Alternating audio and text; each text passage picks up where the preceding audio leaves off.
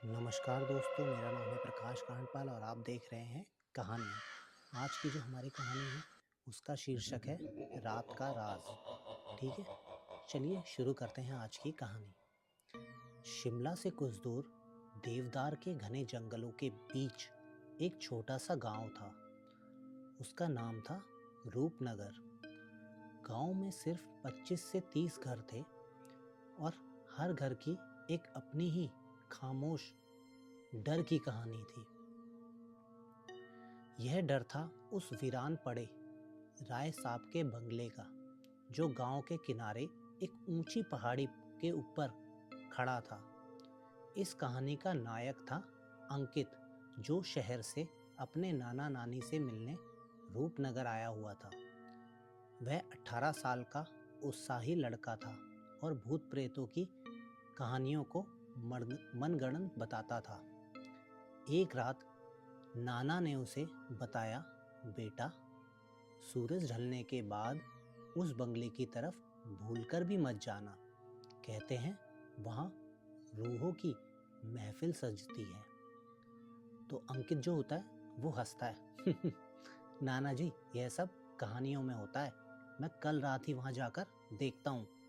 नाना नानी उसे बहुत समझाते हैं, नहीं बेटा अंकित, ऐसा नहीं करते, हम बड़े बूढ़े तुझे समझा रहे हैं तो उसको समझ। वहाँ नहीं जाते, वहाँ रूहें जो होती है ना, जो भूत प्रेत होते हैं, वहाँ उनकी महफिल लगती है। पर अंकित के सिर पर तो बंगले का राज जानने का भूत सवार था। अगले दिन जैसे ही रात के 12 बजे अंकित ने अपनी टॉर्च निकाली और बंगले की ओर चल पड़ा। रात की खामोशी इतनी गहरी थी, आपको पता ही है पहाड़ों पे तो वैसे ही इतने कम घर है और 7-8 बजे तक लोग सो जाते हैं, तो वहाँ बिल्कुल पिन ड्रॉप साइलेंट हो जाती है। ठीक है, उस वहाँ की इतनी गहरी खामोशी थी कि उसे अपनी सांसों तक की आवाज़ आ रही थी और वो आवाज़ उसको इतनी भयानक सी लग रही थी। जैसे ही वह बंगले के पास पहुंचा, उसने महसूस किया कि हवा जो थी वहाँ की अचानक ठंडी हो गई है और देवदार के पत्तों की सरसराहट एक उदास फुसफुसाहट में बदल गई। जो देवदार के पेड़ होते हैं ना, उनके जो पत्तों में जब हवा जा रही है तो वहाँ पे ऐसा लग रहा कि जैसे कोई विस्परिंग करता है ना, फुसफुसाहट करता है, उस टाइप की आवाज़ आ गई। बंगले का जो मुख्य दरवाज़ा सदियों से बंद था, पर अंकित ने पीछे के रास्ते एक टूटी खिड़की से अंदर झांका। बंगला अंदर से बेहद अंधेरा था। तभी उसकी नज़र सामने के विशाल कमरे पर पड़ी। वह अंधेरे में भी कुछ अजीब सा हो रहा था। उसे लगा जैसे हवा में अजीब सी गंध फैल गई है, पुरानी धूल और सड़े हुए मांस की। अचानक कमरे के बीचों बीच जमीन से हल्की सी नीली रोशनी फूटने लगी और उस रोशनी के घेरे में अंकित ने जो देखा, उसे देखकर उसकी रूह तक कांप उठी। वहां एक नहीं बल्कि 3 परछाइयां मौजूद थी। वह परछाइयां किसी इंसान की नहीं, उनकी ऊंचाई असामान्य रूप से लंबी थी। उनका शरीर जैसे धुएं से बना हो। वह अजीबोगरीब आवाजें निकाल रही थी, जैसे कोई बुजुर्ग औरत दर्द में कर्रा रही हो और कोई बच्चा धीमी भयानक हंसी हंस रहा हो। अंकित ने हिम्मत करके थोड़ा सा ध्यान से देखा। उसने देखा कि उन 3 परछाइयों के बीचों बीच जमीन पर खून के कुछ धब्बे पड़े थे और उन्हीं धब्बों के ऊपर से वह नीली रोशनी निकल रही थी। अंकित का शरीर पसीने से भीग गया।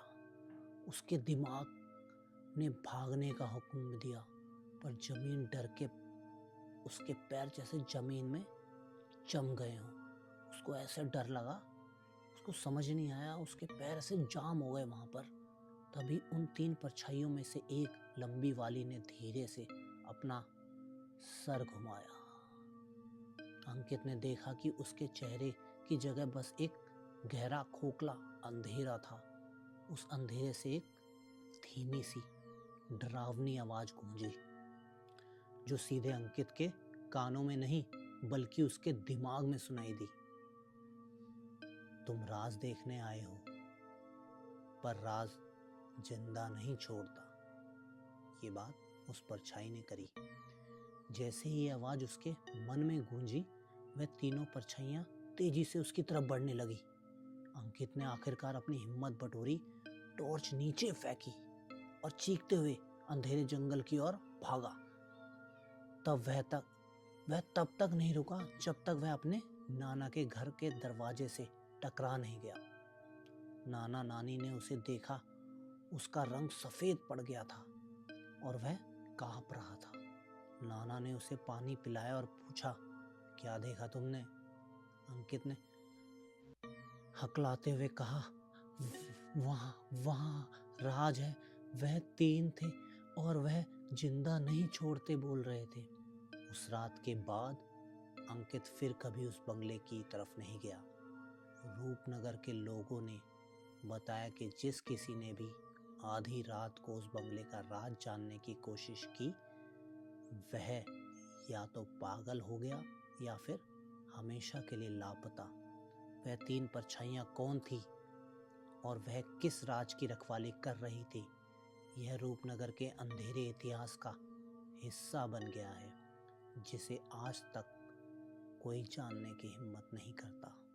और हर रात के 12 बजे उस वीरान बंगले से एक धीमी, डरावनी कर्राने की आवाज़ गांव की हवा में गूंजती है। क्या आप चाहते हैं कि मैं आपके लिए एक और कहानी सुनाऊं? तो दोस्तों, आज की कहानी यहीं पर समाप्त होती है। तो कैसी लगी आपको कहानी, ज़रूर बताएं। धन्यवाद। अगली कहानी में मिलते हैं।